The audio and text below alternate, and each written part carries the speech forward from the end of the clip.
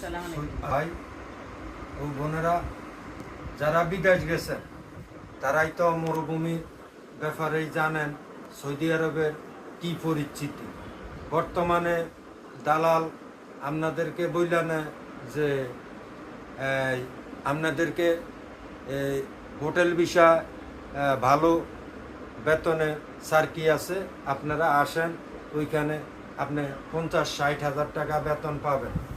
আসলে সবাই জানেন বর্তমানে সৌদি আরবে বিভিন্ন আরব কান্ট্রিতে কি পরিস্থিতি, কেমন পরিবেশ, কি অবস্থাতে বাংলাদেশ বিভিন্ন ভাই বোন জাতীয় ভাইয়েরা অনেকেই অনেক কষ্ট অনেক দুঃখ প্রকাশ করতে পারেন না।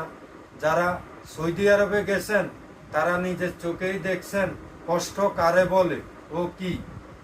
এই যে হোটেল ভিসা, দোকান ভিসা, বিভিন্ন ভালো আইটেমের ভিসা কয়া এই যে মনে করেন যে সৌদি আরবে গেছেন মরুভূমিতে, এই হোটেল ভিসাও না, কোনো বিজনেস ভিসাও না, কোনো কিচ্ছুও না, বিভিন্ন জায়গায় এই মনে করেন যে মাজরা ভিসায় যাইয়া আপনারা এই সাপ বিচ্ছু রোদ পানি কিচ্ছুই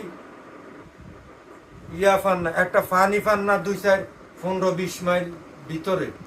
এরপরে এই রৌদ্র, একটা গাছপালা কিচ্ছু নাই যে একটু শান্তি ভোগ করবেন।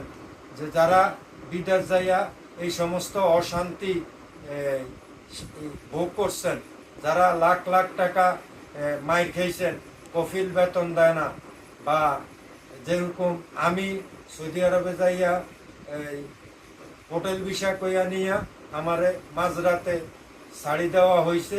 এত কষ্ট আর এত কষ্ট যে সারাদিন রোদ আর রোদ।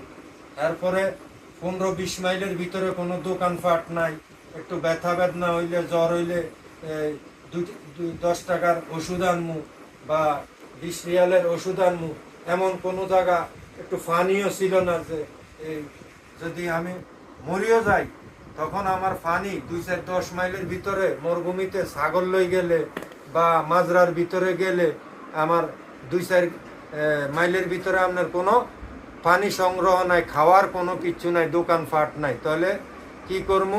আমি নিউজিল্যান্ডে এই কফির ব্যাগগুলা এই ভিডিও দেখলাম, দেখে এই উদ্যোগটা নিলাম যে কি করা যায়। পরে আমি ইনশাল্লাহ এই কফির উদ্যোগ